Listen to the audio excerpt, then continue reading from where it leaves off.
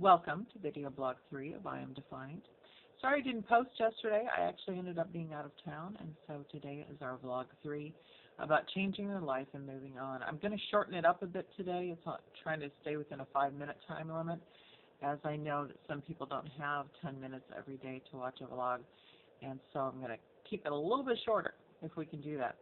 I wanted to talk about decluttering your mind. I'm actually doing some spring cleaning around my house because I'm having a party this weekend for my birthday. I'm turning 57.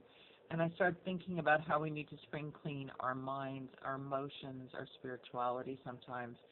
So I wanted to think about last year, somebody may have said something that was very hurtful to you that you're still thinking about, or you may have hurt someone else and you're still thinking about it. It can come to you in dreams, or sometimes the first thing when you wake up in the morning, the last thing you think about at night.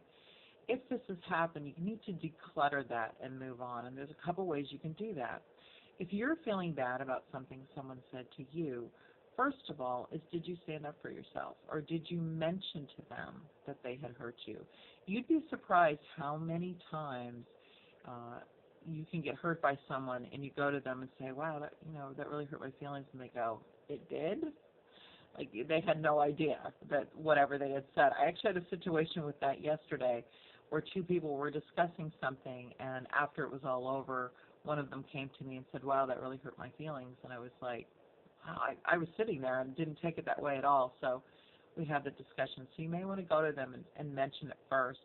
The other way is if you don't want to go that route, you don't want to have contact with that person possibly anymore, consider writing it down, journaling about it, putting it on a piece of paper. And one of my favorite ways to do this is write all about it, and then I take it to my fireplace, light it on fire, and get rid of it and let it go. Send it off into the air and forget about it so that you can move on about it. Because sometimes those things really just dig and dig and dig at us.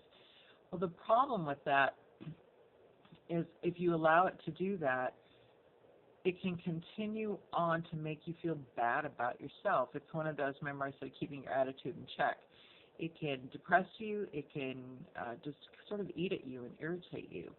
So get rid of it.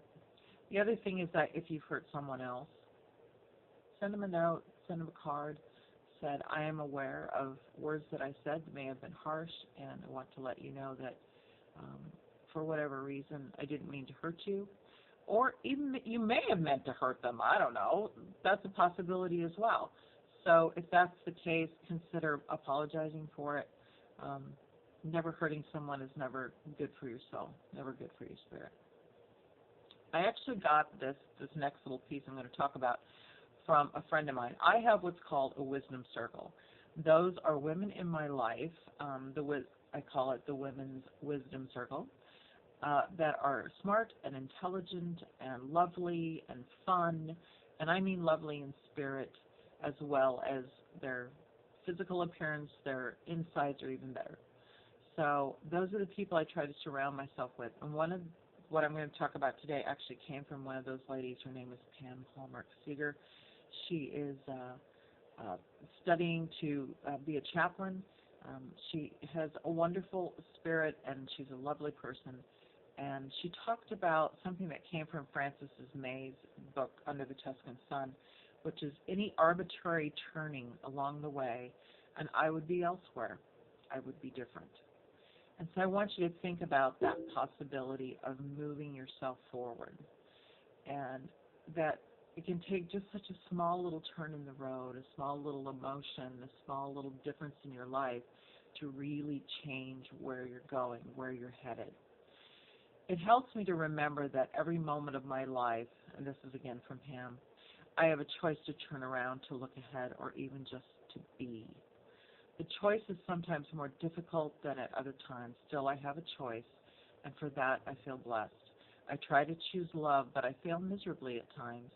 Still, I have a choice, so I choose to forgive my failings, my less than perfect, my that is not good enough, which inevitably sometimes will become I'm not good enough. So it's important, these words from Pam are just like so apropos to what we're doing right now. Shake your head, close your eyes, listen for that other voice, and say to yourself, I choose to be. I choose to love myself because you are good enough, you're beloved, You are enough. You don't have to be anything more than you already are. It's up to you to make these choices in your life. I hope that we're helping you each day. I'm hitting my time limit, so I'm going to say goodbye for today. And we'll see you tomorrow. Take care. Bye-bye.